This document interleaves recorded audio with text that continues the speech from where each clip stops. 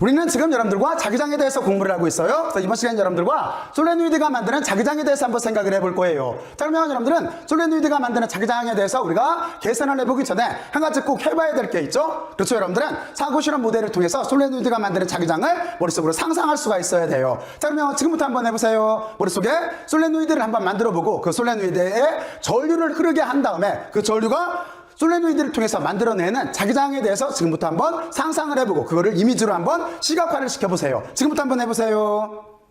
해봤어요? 자, 그러면 저도 여기에다가 솔레노이드가 만드는 자기장을 다음과 같이 이렇게 이미지화해서 시각화를 이렇게 시켜놨어요. 자, 그러면 우리가 이 그림은 실제는 어떻게 된 거냐면 실제 모형을 보여주면 여러분들이 이 그림에 대해서 이해하기가 쉬워요. 실제 솔레노이드라고 하는 거는 다음과 같이 이렇게 생겼어요.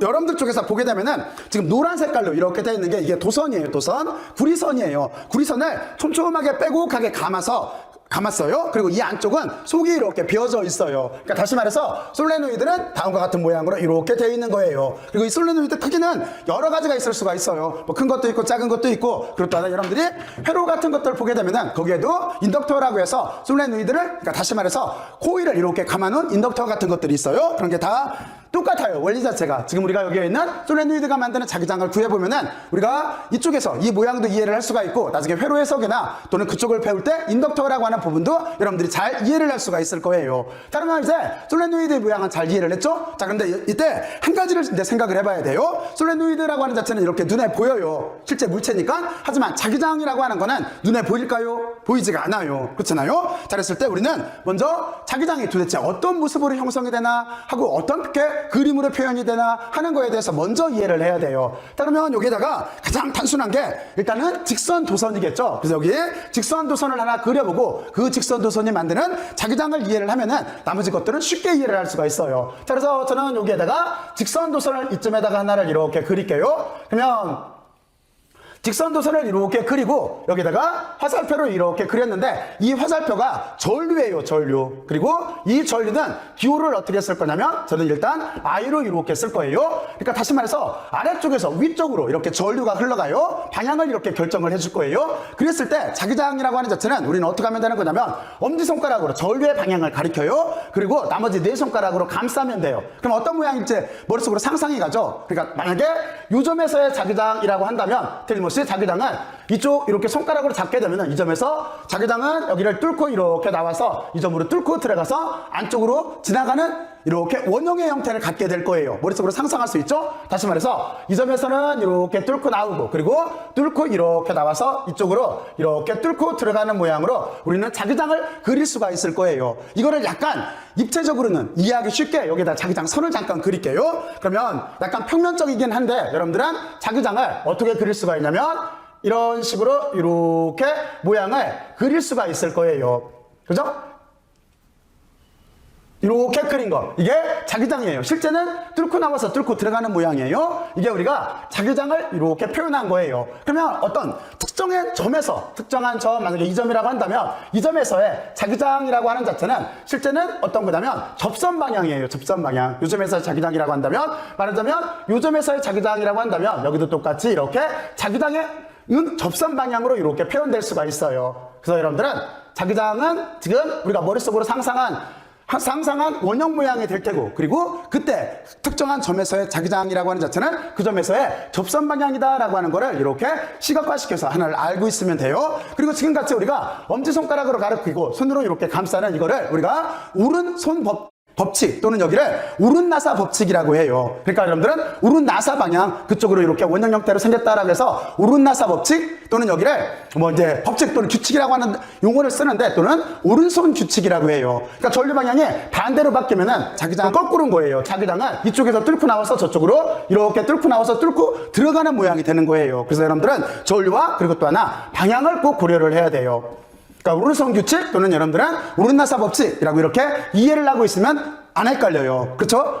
자, 그러면 여러분들은 이렇게 자기장이 결정이 됐다라고 한다면, 근데 지금 이 그림을 보면은 어떻게 돼 있어요? 여기는 직선 도선이 아니라 원형 형태예요. 그러면 여러분들은 원형 형태일 때도 똑같아요. 어떻게 그리면 되는 거냐면 여기다가 이제 지금 조금 아까 솔레노이드를 이렇게 보여줬는데, 그렇죠? 솔레노이드를 이렇게 보여주고, 이 솔레노이드는 지금 이쪽에다가 전류를 인가할 수 있게 돼 있네요. 그렇죠? 여기 보면 여기에다가 이렇게 전선을 두 개를 이렇게 꽂아서 전류를 인가를 해주면은 솔레노이드가 자기장을 만들 거예요. 그랬을 때 지금 우리가 앞쪽을 보게 되면은 원형 형태예요. 원형 형태. 그렇잖아요? 바로 이런 형태를 가지고 잠깐만 이해를 해볼게요. 자, 그러면 그거를 약간 비스듬히 보게 되면은 여기도 어떻게 그릴 수가 있냐면 이렇게 여러 개가 만드는 솔레노이드가 아니라 단일 원형 도선이 만드는 자기장을 생각을 해보면, 그러니까 다시 말해서 지금 우리는 여기다가 그림을 이렇게 그리죠. 이쪽에다가 단일 도선이 만드는 자기장이라고 해서 이렇게 그리게 되면은, 그리고 여기에도 전류를 이렇게 인가를 했다라고 한다면 여러분들은 이때 이 단일 도선이 만들어내는, 단일 원형 도선이 만들어내는 자기장이라고 하는 자체는 어떻게 하면 되는 거냐면 손가락으로 가리켜요. 그리고 이번에는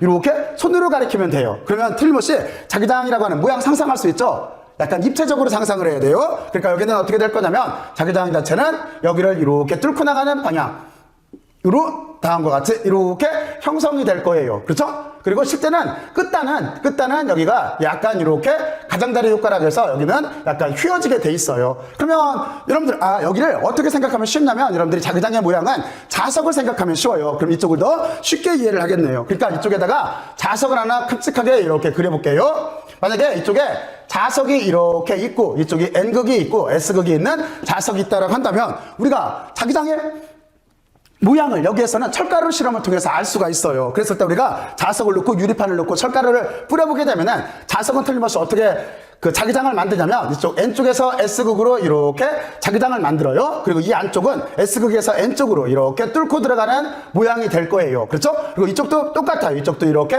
루프의 형태로 자기장을 만들어요. 바깥 공간은 N에서 S극으로 이렇게 자기장의 방향을 결정을 해주면 되는 거고, 그리고 안쪽은 어떻게 하는 거냐면 안쪽은 S극에서 N쪽으로 연결을 해주면 돼요. 이런 식 모양. 그리고 만약에 가운데가 있다라고 한다면 이렇게 직선으로 그려주면 되겠죠. 이런 식으로 우리가 자기장이 형성이 될 거예요. 그거하고 똑같아요. 여기에는 솔레노이드라고 하는 거에 지금 여기에 이렇게 전류 I가 이렇게 인가가 돼 있다라고 한다면, 그러면 우리는 손으로 이렇게 가리키게 되면은 이제는 어떻게 되겠어요? 이게 이렇게 길이를 가질 테니까, 그렇죠? 길이를 가질 테니까 자기장은 이 안을 쭉 하고 지나가는 모양이 형성이 될 거예요. 이 자석하고 같은 형태의 형성이 같은 모양으로 이렇게 형성이 될 거예요. 자, 그래서 우리는 일단 첫 번째 어떤 걸 알아봤냐면, 첫 번째 여기에서 자기장이라고 하는 거에 모양에 대해서 이미지화를 이렇게 시켰어요. 다시 말해서 시각화를 이렇게 시켰어요. 근데 우리가 이렇게 해놓고 나서 이거를 이제 자기장의 모양을 이해를 했는데, 여기서 자기장이라고 하는 거를 좀 더 섬세하게 한번 눈해봐요. 그건 봐야 돼요. 그건 무슨 얘기냐면 솔레노이드가 만드는 자기장을 균일하게 만들어줘야 돼요. 이 안에서 자기장을. 그래서 여기에 우리는 어떤 조건을 붙일 거냐면 이상적인 솔레노이드라고 하는 조건을 붙일 거예요. 그래야 여기 있는 자기장을 우리가 수학적으로 엄밀하게 계산해낼 수가 있어요. 그러면 여러분들은 조금 아까 설명을 했듯이 자기장의 모양은 시각화를 시켰고, 그리고 이제 또 하나 조건을 하나 만들 거예요. 어떤 조건을 만들 거냐면 이 조건이라고 하는 자체는 이상적인 솔레노이드를 만들 거예요. 이상적, 여기다가 솔레노이드라고 쓸게요. 솔레노이드라고 이렇게 쓸게요. 그럼 이상적인 솔레노이드가 되려면 어떻게 되는 거냐면, 솔레노이드는 여러분들이 실물을 봤을 때 여기에 단면적이라고 하는 것도 있을 테고, 그리고 또 하나 솔레노이드는 길이도 갖고 있어요. 여러분들이 여기서 이렇게 본 것처럼. 그래서 어떤 조건이 돼야 이상적인 솔레노이드가 되는 거냐면, 여기에는 이렇게 단면적의 반지름하고 이 길이하고의 비율이 길이가 훨씬 더 길어야 돼요. 그래야 이 안에 균일한 자기장이 생겨요. 그거를 여기다가 말로 쓰게 되면 이렇게 되겠죠? 어떻게 쓸 수가 있냐면, 여기는 우리가 그냥 A번이라고 이렇게 쓸까요? 그러니까 단면적의 반지름이 적의 반지름, 그리고 또 하나 우리가 길이를 비교를 해봤을 때, 길이를 이렇게 비교를 해봤을 때 길이가 단면적의 반지름보다 훨씬 더 길어야 돼요. 그래야 여기에 균일한 자기장이 생겨요. 그리고 또 하나 조건이 있어요. 솔레노이드를 감을 때 이 감은 게 규칙적으로 균일하게 감기고 또 하나 촘촘하게 감겨야 돼요. 무슨 얘기냐면 솔레노이드가 비대칭적으로 이쪽은 빽빽하게 감겨있고 여기는 느슨하게 감겨있다라고 한다면 균일한 자기장이 생기지 않겠잖아요. 바로 그래서 그 조건이 필요해요. 그래서 솔레노이드를 우리가 실제적으로 감을 때 여기를 균일하고 촘촘하게 감아줘야 돼요. 그래서 여기다가 균일하게, 그리고 또 하나 촘촘이라고 만 쓸게요. 촘촘, 다시 말해서 빼곡하게 감아줘야 돼요.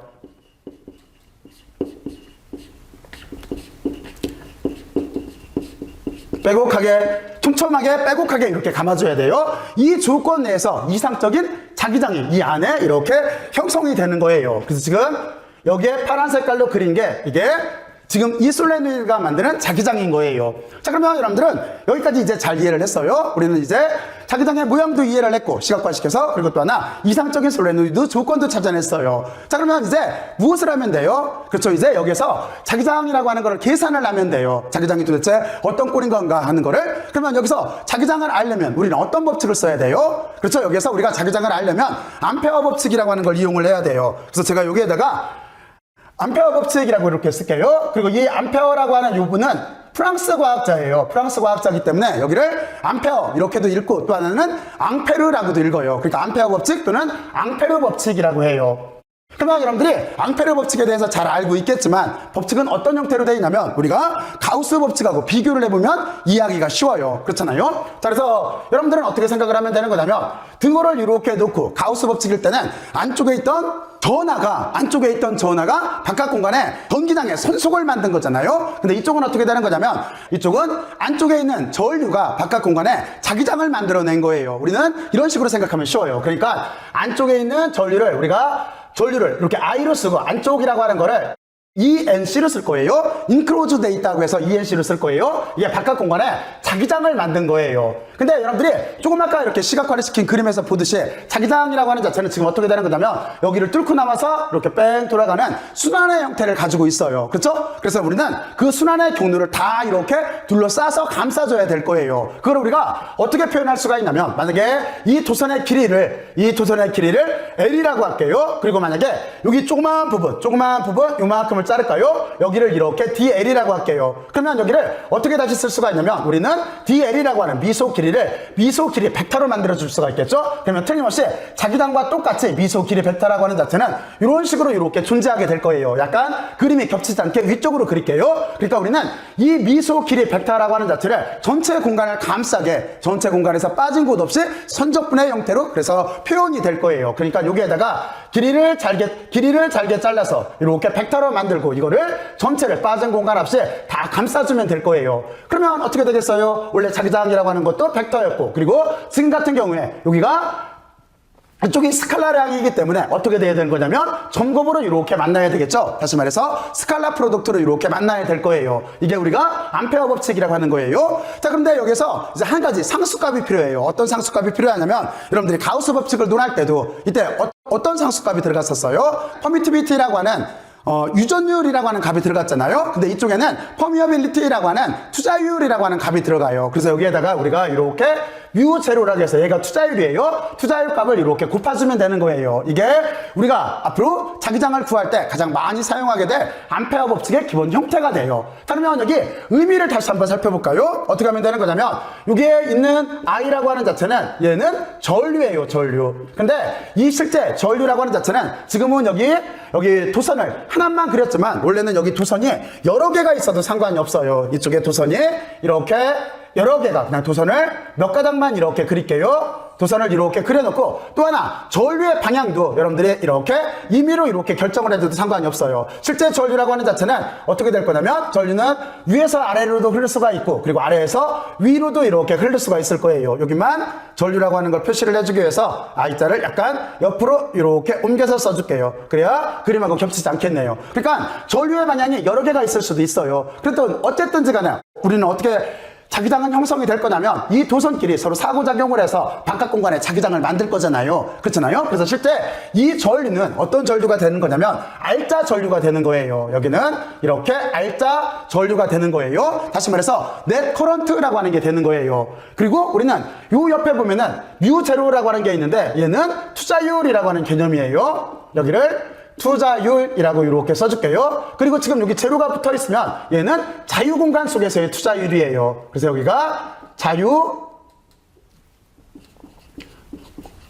자유공간에서 투자율이 이렇게 되는 거예요.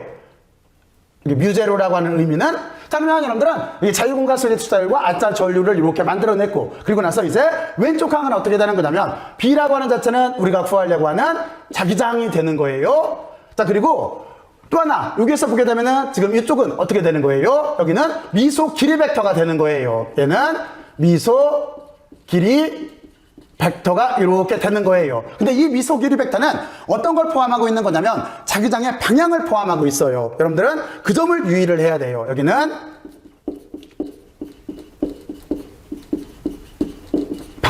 자기장의 방향을 포함하고 있어요.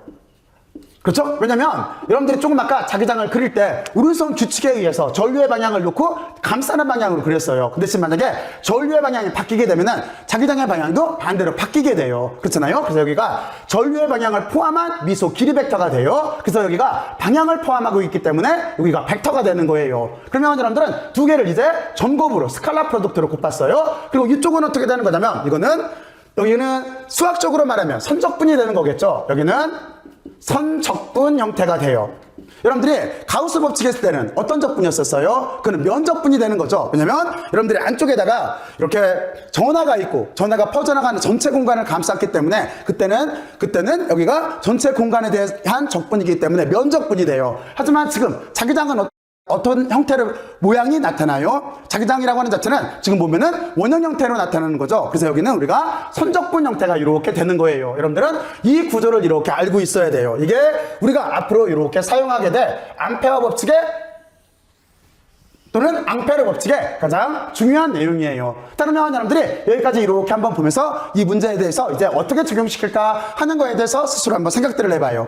앙페어 법칙은 결정이 됐으니까 이제 여러분들은 이 문제를 풀면 되겠죠. 자, 그러면 여기를 어떻게 풀면 되는 거냐면 우리가 이제 가우스 법칙을 잡을 때도 가우시안 면이라고 하는 거를 잡았잖아요. 이쪽도 똑같이 암페리언 루프를 이렇게 잡아주면 돼요. 암페리언 루프라고 하는 자체는 지금 모양을 어떻게 잡을 거냐면 저는 여기에다가 이런 식으로 이렇게 잡을게요. 이렇게 잡아놓고 나서 그리고 이쪽을 A라고 이렇게 주고 이쪽에다가 방향성을 표시를 해주고 여기를 B로 주고 그리고 또 하나 이쪽을 C로 이렇게 놓고 이쪽을 D로 이렇게 놓을 거예요. 그리고 화살표를 이렇게 붙여주면 되겠네요. 우리가 지금 빨간 색깔로 이렇게 잡은 게 이거를 암페어 골이라고 하는 거예요. 다시 말해서 여기를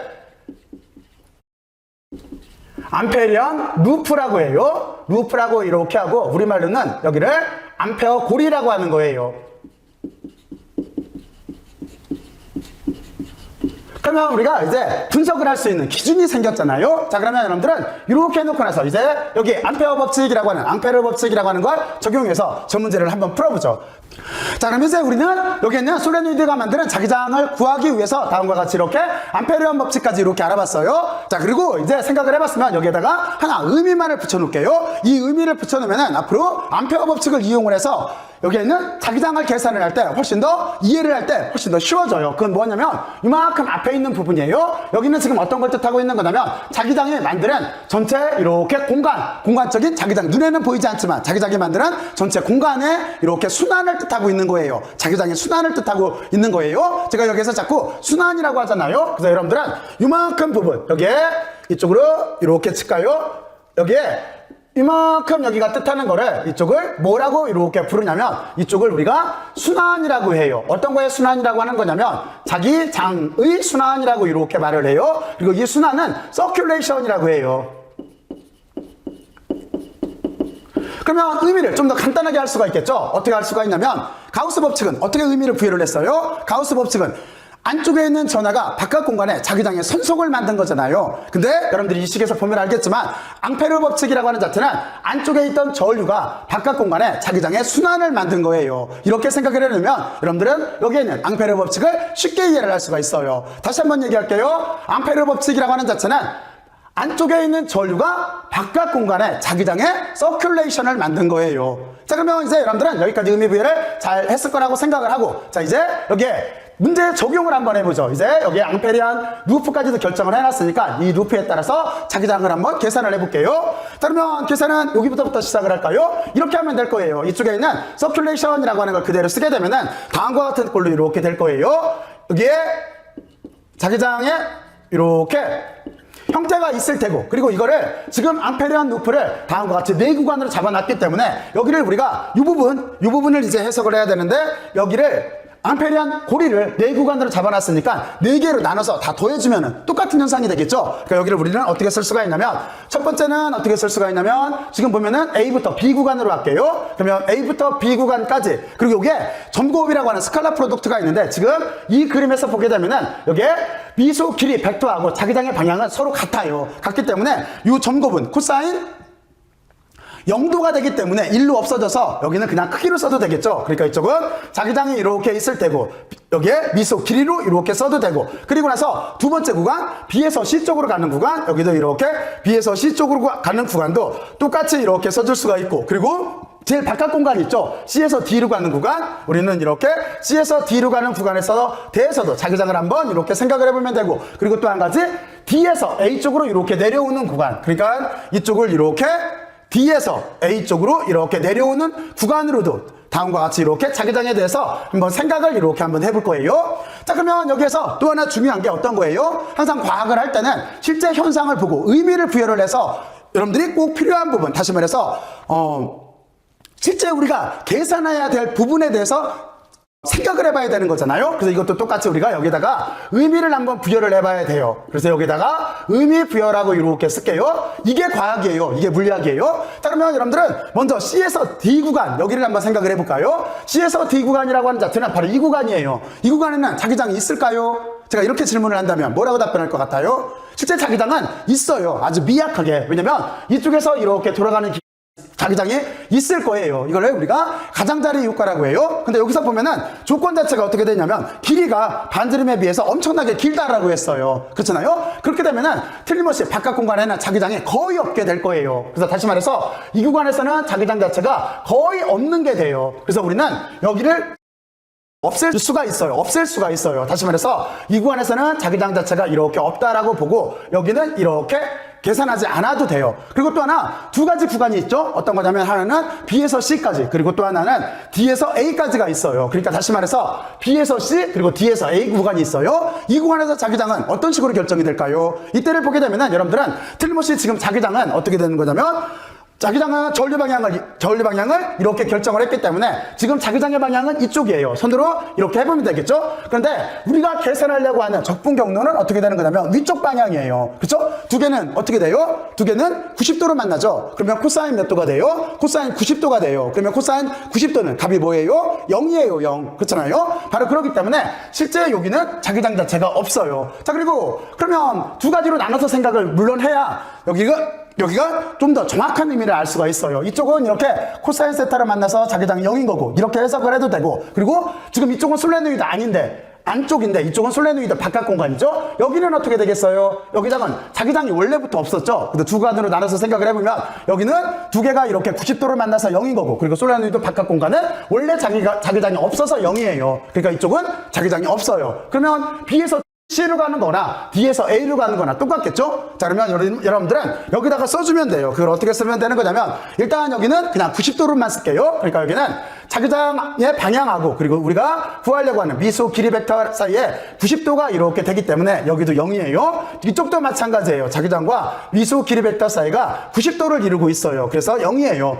자, 그러면 이렇게 생각을 하면 되는 거고, 그러면 여기는 어떻게 되겠어요? 여기는 지금 자기장의 방향도 이쪽으로 이렇게 되고, 그리고 우리가 구하려고 하는 미소 길이 벡터도 이쪽일 거예요. 적분 경로도. 그러면 두 개는 방향이 같아요. 그러면 코사인 몇 도예요? 코사인 0도가 되는 거죠. 그러면 코사인 0은 값이 1이에요. 그러니까 여기에는 자기장이 존재를 해요. 그러니까 우리는 요 자기장만 계산을 해주면 돼요. 그렇죠? 자, 그러면 여기를 우리가 요 위쪽으로 쓸까요? 그러니까 우리가 구하려고 하는 자기장이라고 하는 자체는 요만큼 부분만 계산을 해주면 되는 거예요. 여기를 구별하기 위해서 이렇게 만들어 줄게요. 그러면 이 부분만을 계산을 하면 되겠죠? 그러면 저거를 여기다가 다시 이렇게 쓰게 되면은 A부터 B 구간이라고 하는 자체는 자기장이 이렇게 있어요. 자, 그러면 여기는 우리가 어떻게 쓸 수가 있겠어요? 이해를 쉽게 도모하기 위해서는 자기장은 지금 입장에서는 상수값일 테니까 앞으로 나가도 우리는 여기를 A부터 B까지 여기 뒤에 L로 이렇게 적분을 해주면 될 거예요. 그리고 만약에 이 길이 자체를 여기를 L로 이렇게 잡는다라고 한다면 L로 이렇게 잡았어요. 그러면 이 값은 어떻게 되겠어요? 여기는 여기는 L이 되겠죠. 그러니까 이 값은 우리가 어떻게 쓸 수가 있냐면 이렇게 놓고 나서 B의 L의 형태로 이렇게 나오게 될 거예요. 그러면 실제 우리가 구하려고 하는 여기 솔레노이드에서 자기장이라고 하는 자체는 이 값은 뭐하고 같아 써야 됐어요? 여기 앙페르 법칙에서 보면은 투자율에다가 이렇게 알짜 전류로 곱한 값하고 같아 써야 됐어요. 그러니까 여기는 어떤 형태를 이렇게 갖고 있냐면 여기다가 여기를 다시 이렇게 써주면은 여기는 뮤 재료에 이렇게 안쪽에 있는 전류가 만들었다, 자기장을 만들었다라고 해서 이 값이 있었죠. 자, 그러면 여기를 뮤 재료를 그대로 쓰게 되면은 이 값은 다음과 같이 이렇게 뮤 재료와 같아야 되고, 그리고 여기에 있는 알짜 전류를 잘 결정을 해줘야 돼요. 여기를 결정을 해줄 거예요. 여기를 우리가 꼭 의미를 여기도 똑같이 부여를 해서 여기를 결정을 해줘야 돼요. 여기가 또 하나 중요해요. 그러면 지금 같은 경우에 우리가 단일 도선에 비해서 여기는 솔레노이드가 어떻게 된 거예요? 솔레노이드라고 하는 자체는 단일 도선에 비해서 엄청나게 많이 감겨 있어요. 아까 여러분들이 봤듯이 여기가 이렇게 여기에 써 있을 텐데 여기에는 지금 1400톤이라고 여기 써 있네요. 무슨 얘기냐면 구리선이 단일 도선이 1400번 감겨져 있다라고 하는 그 뜻이에요. 그거를 우리가 권선수라고 하는 거예요. 그래서 이 도선은 여기에 전류가 흐르는 고리가, 원형 고리가 이렇게 N번, 이걸 권선수라고 해요. 권선수. 그리고 여기에는 I는 전류예요. 그리고 전류는 꼭 방향을 고려를 해줘야 돼요.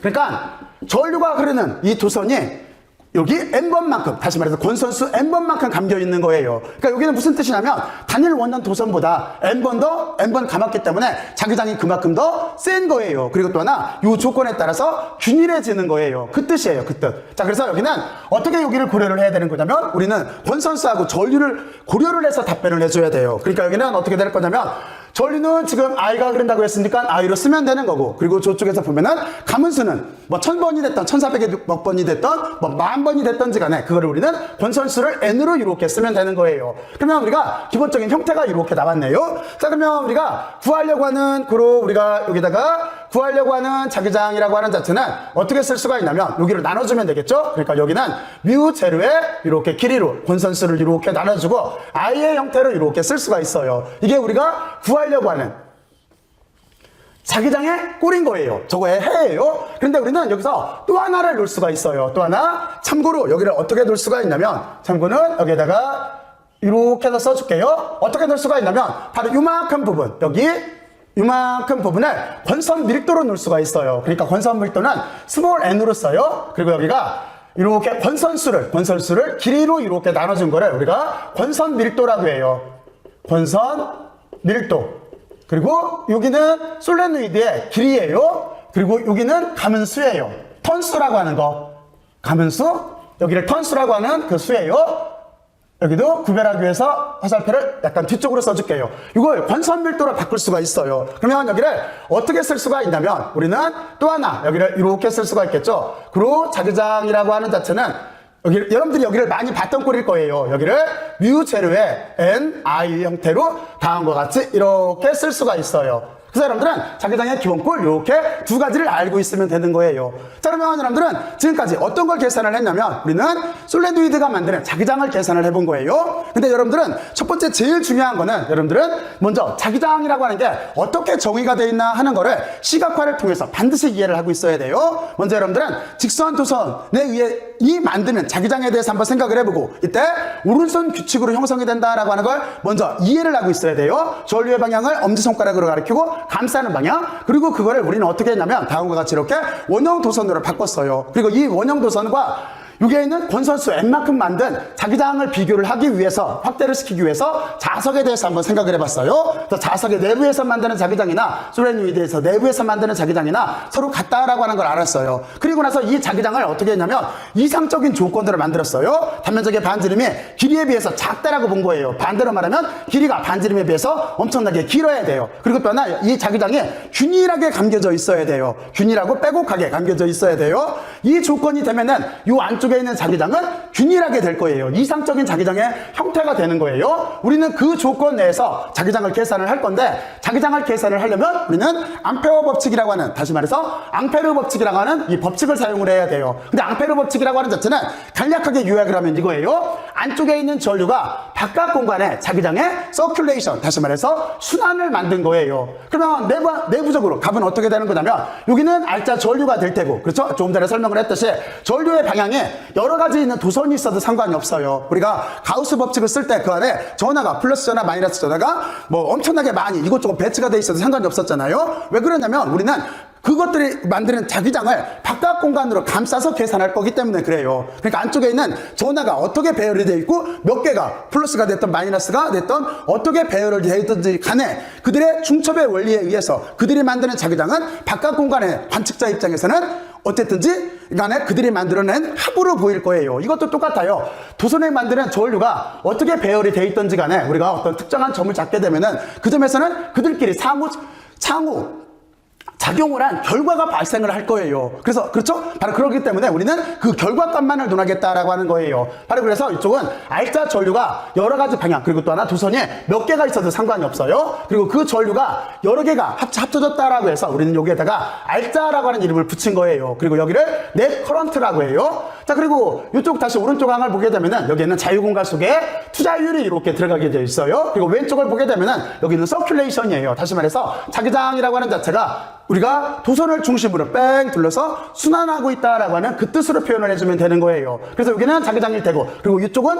미소 길이 벡터가 되는 거예요. 하지만 여기가 벡터이기 때문에 자기장의 방향을 포함하고 있어야 돼요. 그리고 이쪽은 동그라미로 이렇게 표현을 해놨는데 여기는 길이에 대한 선적분이 되는 거예요. 하지만 여기 동그라미가 이렇게 붙어있는 거는 빠진 데 없이 전체가 다 이렇게 팔곡선으로 연결이 돼 있어야 된다라고 하는 그 뜻이에요. 그러면 정리를 하면 되겠죠? 다시 말하면은 다시 한번 얘기를 하면은 암페어 법칙 또는 앙페르 법칙이라고 하는 자체는 안쪽에 있는 전류가 만드는 자기장의 순환이에요. 이렇게 우리가 명사로서 기억을 해놓고 여기에는 그림을 이미지화 시켜서 상상을 하면은 여기는 여러분들이 충분히 잘 이해를 할 수도 있고 잘 문제에 적용도 시킬 수가 있을 거예요. 자, 그러면 우리는 모든 조건은 됐고 이제 자기장을 구해야 돼요. 그러면 우리는 암페어 루프라고 하는 암페어 고리를 결정을 해줘야 돼요. 우리가 가우스 법칙을 이용해서 문제를 풀 때도 가우스 면을 결정을 했잖아요. 이것처럼 우리가 분석을 하려고 하는 기준 면을 결정을 해주면 돼요. 그래서 지금 이 구조 때문에 우리는 어떻게 잡았냐면 A, B, B, C, C, D, D, A로 이렇게 네 가지 구간으로 나눠서 계산을 한 거예요. 그랬을 때 여러분들이